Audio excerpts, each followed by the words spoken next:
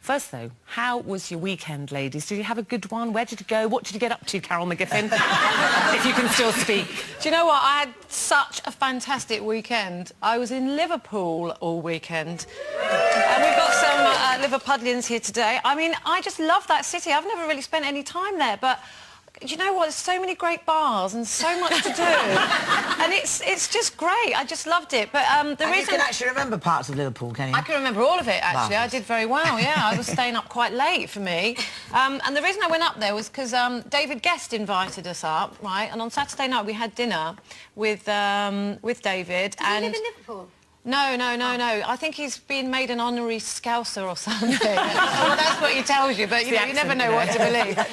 No, he's actually the fundraiser for a charity up there which is trying to raise money to restore the cathedral. So we had dinner on Saturday night with Percy Sledge and Frida Payne and David himself and loads of other lovely people. And last night there was a big dinner at the Adelphi Hotel for the charity and also for the Variety Club as well.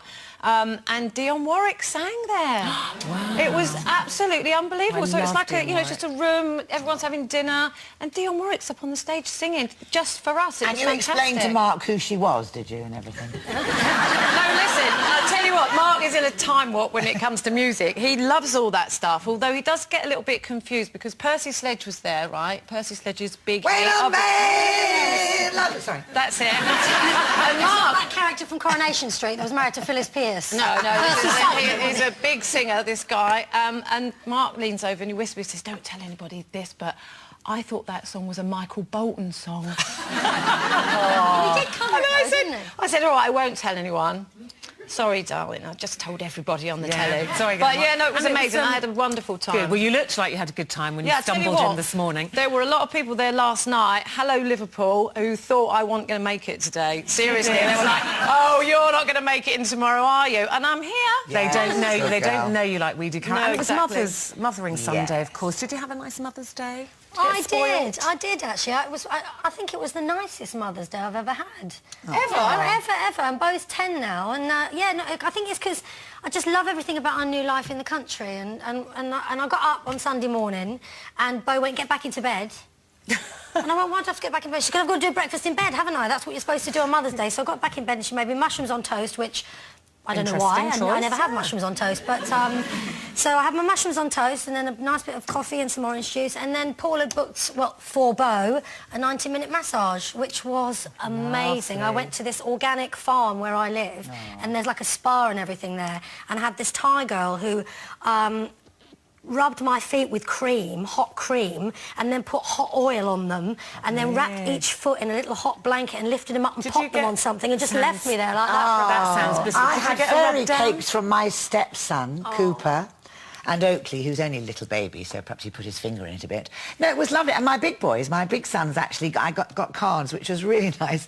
And my eldest son didn't come round yesterday because he's on the tour with me in Calendar Girls. So he said, do you mind if I don't come round? I said, no, have a day off. But, so son number 2 had to sit with me and Mr. Spain on his own last night, which I think was a bit boring, to be honest. Well, you know, he's a bit sure boring. he liked it, really. Well, I had an interesting one because I had a night out with the girls on Saturday, thank you, girls, and I was a little bit cloudy with dizzy spells on Sunday morning, and Jack came in at 6:30 with my present and cards. I couldn't really tell him off. And then my special treat from Jack, because Eamon was away, was to take me to the cinema, and I had to go and see Alvin and the Chipmunks squeaking. Squeaking with a hangover, but, you know, but it was still nice, Mother's Day. Happy Mother's Day, everybody. I hope you had a good one. Now, interesting, we're talking about selective hearing today. Does it really exist? According to scientists, the ability to filter out unwanted noise and conversation is in the brain, not in the ears. Now, the brain kind of zooms in on sound and acts like a radio by tuning into certain noises while it can ignore others. So, do you have selective hearing? Can you, tune people out if you don't want to hear them?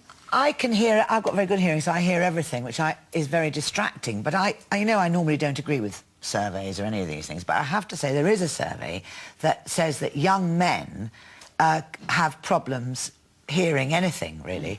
Well, they do, don't they? And I do know this from my sons, and actually I think some some young men become older men and can hear, and other older men very selectively hear what they want to hear, don't they? I mean, you can see it in their face when you go, could you go to the supermarket? And it goes all sort of like dead. and then you go, I'm going to tell you now the list. So, and he goes, yes, yes, yes. And then they go away and don't do any of it. No, do you know what? It's true. I mean, Mark's 28, and sometimes I have to say to him, are you listening to me? Just to make sure, right? Because you say something and you're right. You get this glazed look and I know he's not listening. Then I have to test him. I go, what did I just say? So then sometimes he repeats it back. Or if he's not listening to me, he always repeats everything I've said, like the last few words, like at least pretending to listen. Do you know what I mean? Do you think it just makes me laugh? It's because, like, because Paul knows I repeat myself. I say the same things a lot, and the older I get, the more I repeat myself. We have noticed. Yeah. I tend to go over and over the same point. It takes me ages to get to the point. Now, Paul has actually just decided, through many years of practice, just to listen to the last bit. Because he knows that eventually I'll get to the point. That's the relevant bit. Yeah. And I also think selective hearing can be quite useful in a relationship because Paul knows not to respond to certain things because it'll end up in an argument. And I do too. So there are certain things he says that if I respond or join in... But it's useful as well. You see, I've got quite good selective hearing, which always amazes Eamon, that I could be at a party or at dinner or something, and he could be down the table, and I'm sitting talking to someone going, really, how long have you been an accountant? Oh, lovely, yeah. And Eamon, I know he's chatting someone up, and I can hear every word. And then it always... do that? Well, I have got really big ear. I've got the Langsford lugs, you see, so they're like radar. They're like... They zone in, and then we get in the car going home, and I go, oh, yes, well, getting very friendly with Miss Old Blondie, weren't you, across the table? How did you hear that? Oh, I wish I could do that. Yeah, I also do this annoying thing that I got from my nan, which is, I know she's heard me. She goes, eh? And you say it again, and she goes, eh? And you know she's heard it. And now I do exactly the same thing. I think it's like sort of buying yourself thinking time sometimes. Eh? I just... Men just don't bother. They think, no, if I don't listen and I don't hear, somebody will do it. Somebody will tell me what to do, won't they? It can be quite a mature thing in a relationship, though, if they decide not to respond. Just sit there and just let it all wash over them. It's not because they don't hear, it's they just don't listen. I think that's what it is. They're just not listening. Men of Britain, listen! Listen! Yes. Listen up! Now then, how do you fancy getting loose with us lot? Take a look at our brand new website. It's itv.com/loosewomen, and you can unleash your inner loose woman. You can share your comments on the topics of the day and discover what it takes to be a loose woman from our profile pages. You'll never have to miss a moment of the show with our library of catch-up videos. There's also never seen before even, photos and exclusive behind-the-scenes footage just for you. So go on, log on. It really is the next best thing to sitting right here with us. That's our new website. Don't miss it.